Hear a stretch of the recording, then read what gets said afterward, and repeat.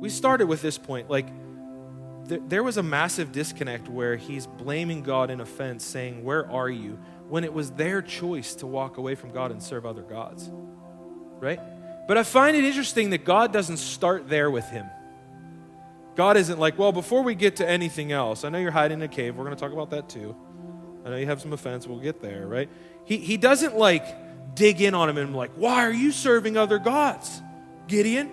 What's wrong with you? Like so many times that's how we handle things, right? We're like, all right, well, let's talk about the elephant in the room here. You're serving other gods. You ever think of that, right? He doesn't do that. He leads him in kindness and tenderness out of that space of hiding an offense step by step. And then next thing you know, Gideon's like, well, I'm the least of the least. Like, what do you mean I can do this? And he's like, well, you're a mighty warrior. So step by step, he's bringing him out of hiddenness and offense. Next step, insecurities and issues. Next step, he's like, now, let's get to business here.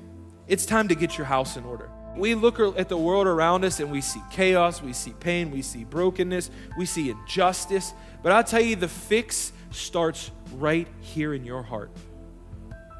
And from your heart, it's your home. Like, where do we even begin? Here you have Gideon. Where do I even begin? They're destroying our land. God, how are we going to take this army on? How is this even possible? How does he start? With his own home. God, how am I going to lead an entire nation away from idol worship? You start with your home. What is there happening in your life, in your household, that needs to change? I'm going to have Matt join me. We want to see our nation changed. It starts right in our own homes. We want to see revival sweep the nation. The prayer meeting starts in your room. We want to see healing break out.